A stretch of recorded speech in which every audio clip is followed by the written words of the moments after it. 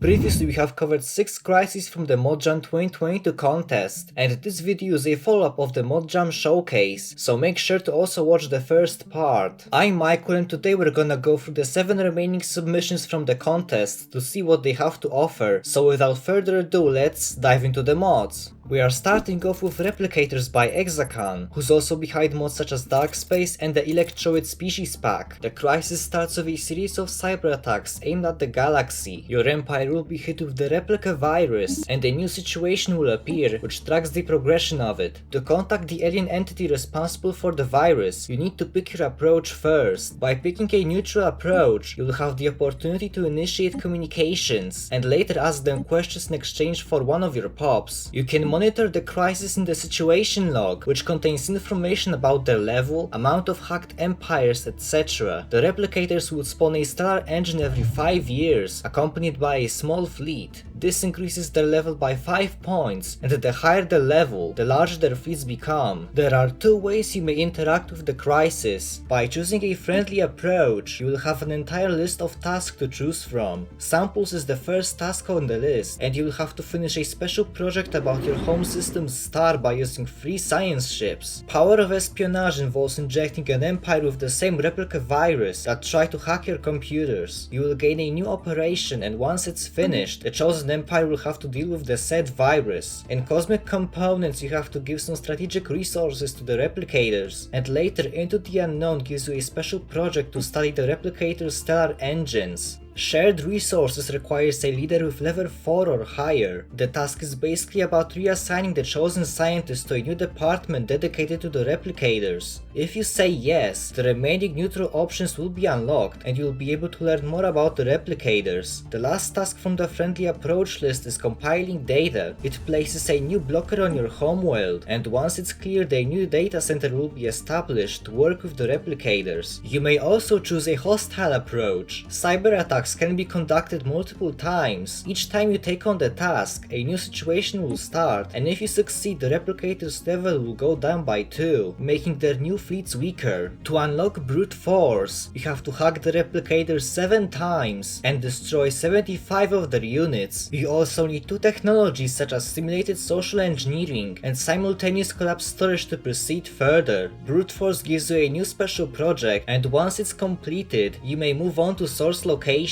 which later allows you to unlock one of the endings. At the end of each approach, there is a decision which allows you to select an ending, and you may do that only once. If you complete all friendly tasks, the final verdict option will lead towards 2 of the 4 ways to end the crisis. Once you pick something from the menu, you need to contact the replicators and click the Select an Ending button to pick one of your chosen endings. Control allows you to take over the replicators. After you finish the Into the Abyss special project, a wormhole will be opened in your home system, which leads directly to the Rift, the main base of the replicators. Be careful however, as they will receive a 100k fleet to defend themselves, so you better be prepared. Once you destroy their outpost, you will get 2 additional special projects, and once you finish the last one, the replicators will be shut down. As a reward, 2 replicator techs will become available to research. The counterattack decision can be unlocked after completing all hostile tasks, and this option allows you to pick 2 different endings. Destruction works similarly to the control ending, except you don't get the replicator techs at the end. Self-preservation, on the other hand,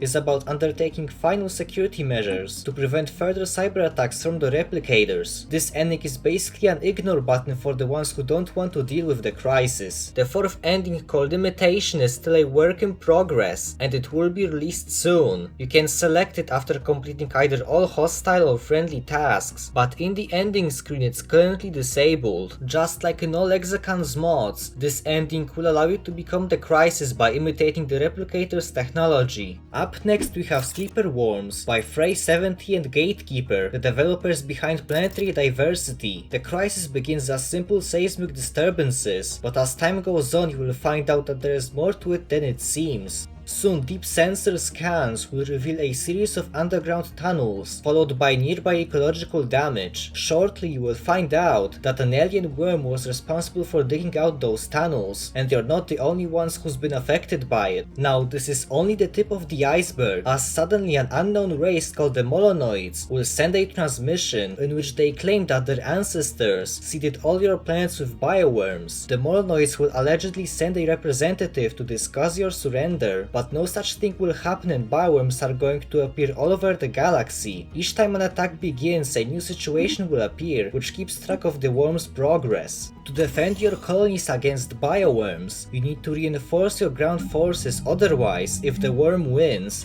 the planet will become an inhospitable tomb world. Meanwhile, a new situation is going to appear in which you will search for the Molonoids and try to develop measures to slow down the bioworms. The first stage unlocks the Early Bird Protocol, a new option which allows you to offer more resistance and hopefully defeat the worms. The final stage reveals the Molonoids' home system, and on their homeworld a special project will uncover the fact that the crisis was a result of a glitch, and with the signal shut down, all bioworms will disappear and the crisis will reach its conclusion. A new technology will become available to research, which allows you to remove all blockers created by the worm during its onslaught. As a reward, you will receive the Matri Worm Relic, which spawns a very powerful army unit with lots of collateral damage. A new espionage operation will also be unlocked, and with it you can smuggle bioworms to other empires' homeworlds. Moving on, we have Loud But Deadly by banjomarx, which revolves around the Dafnak, a new faction of gas-like species, which seeks vengeance on all solid life forms and wants to prove the superiority of gaseous life. They reside in a special effluvium gas giant capable of supporting life, which has its own unique districts based around exotic gases. They might appear weak at first, but after a while they will receive reinforcements, and soon they're going to start declaring wars and growing in power. You can declare a war on them using a new war god called Noxious Nightmare to get rid of them, but this is only the beginning of the crisis. Once you capture all their worlds, a new Dafnak faction, the Dafnak Dominion, is going to spawn. Their fleets will appear around every single gas giant in the galaxy, so they're going to be a tough enemy to defeat. If you persist though, and somehow manage to defeat the Dominion by capturing their worlds, the crisis will be over, and the galaxy will once again be at peace. From the wreckage of Dafnak's ships, you will be able to reverse engineer various new techs, such as effluvium rays, new components, as well as the effluvium buildings based around exotic gases. You will also unlock Dafnak tech fragments, which slightly increase your ship stats. There are also other factors that may influence how the crisis plays out. If you encounter the gas giant signal anomaly and investigate the said signal, you will receive a transmission from the Dafnak. This time they will be friendly and they're gonna ask you to relocate them to another gas giant. If you agree and decide to fulfill the task, the Dafnak will ask you for more favors in the future. This includes establishing a new Dafnak colony, transporting one of their people, or investigating their newly established colony. This task is definitely the most important and will later have an impact on the Dafnak nation. After you investigate New Baldarak, you're gonna find out that a new revolution has started in the colony. If you support them, they will ask you to transport their soldiers to the Dafnak's capital. This will later result in the Dafnak having a more egalitarian government. If you choose to condemn the revolution, the Dafnak government will ask you to send their forces onto the colony, which will result in suppressing the revolution and the Dafnak having an authoritarian government. In both scenarios, the Dafnak will have a better opinion on your kind, and they're going to send you friendly but also annoying messages about all sorts of different topics. This doesn't last long, however, as once the noble gas reaction event happens, in both scenarios the Ionic party takes over and they have a hostile stance towards solids. However, if you offer the Dafnak enough support in the past, you will be able to cooperate with them. This will allow you to become their subject or become their overlord instead. In both cases, the Chosen Empire becomes a speculatorium, which is basically a subject specialized in subterfuge and insults. If you enjoy powerful crises like this one, make sure to check out Cruel Conquerors, also made by the same creator. At number 4 we have The Great Famine by Kirby 101, which which begins after the efficiency of your solar panels and the health of your plants starts to deteriorate. After 2 years, all your crops will start having health problems, and your plants will also receive a modifier which lowers your food production by 170%.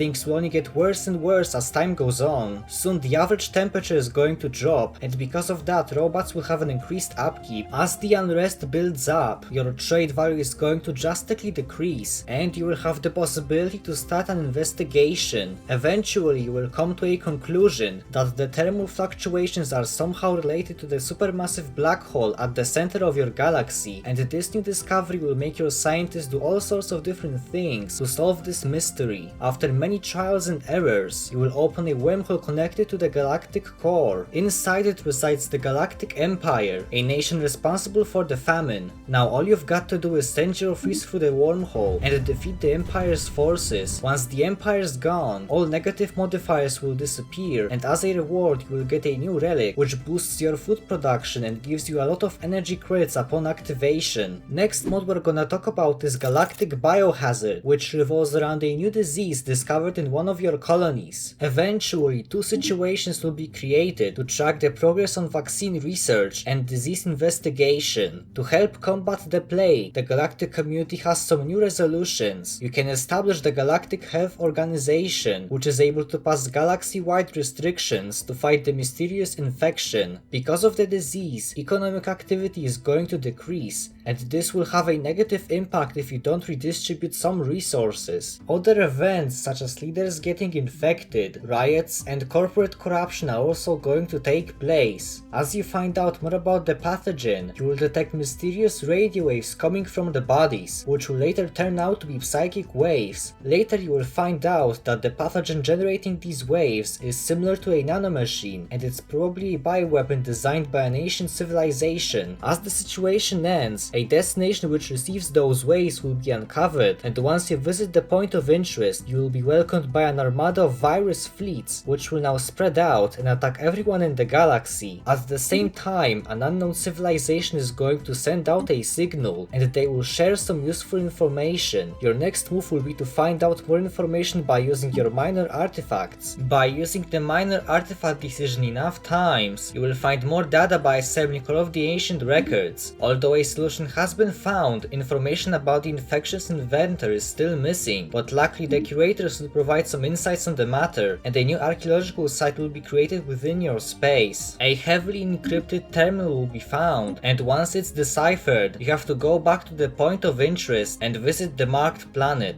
As soon as that happens, all of the virus fleets will disappear, and the crisis will be over. Next we have the Song of Flesh by AnnaLearhk, a crisis related to gene modification, cloning, etc. There are 2 ways of approaching the crisis. You can treat it, encourage it to affect your pops, or basically don't care at all and ignore it. If you go with the first option, you will be able to figure out a cure to the song. If you decide to embrace it instead, at the end you will unlock a new technology which allows you to add new traits to your species. Incidents might happen at your gene clinics, causing one of your local pops to die and the clinics getting damaged. Your clone vats and spawning pools are also prone to accidents, and sometimes hostile armies may spawn as well. And the last mod from the ModJam is Tiyanki Resurgence by RegiZero, a crisis which takes place in Tiyon Or, the system where Tiyanki's lives come to an end. During mid-game, against all odds, the Tiyanki graveyard will start to heal itself. New Tiyanki fleets are also going to appear, however these Tiyankis are not like the ones we know. After they defeat their passive relatives in the system, they're going to spread out and attack anything that's alive. The Resurgence will assimilate any habitable planets and turn them into infested worlds that are later used for creating new Tiyanki vessels, also known as T-Jankies. These new vessels have a lot of military power, and they are also capable of spawning new Tiyanki fleets, so you better destroy them. Any successful invasion ends up with your colony turning into an infested world, but if you manage to defend your colony from a Tiyanki attack, you will be able to research a special project which unlocks the Bio Facility. This building has 2 infestation purifier jobs responsible for clearing out the remaining Tiyanki infestation that lowers your habitability. To stop stop the Tiyanki from purging the galaxy, you must enter the Tiyanki graveyard, and then research a project which makes the graveyard explode and stops new Tiyanki fleets from appearing in Tiyun Ord. Thank you for watching the ModJam showcase. Make sure to check out all of the mods on Steam, especially since the mods will be maintained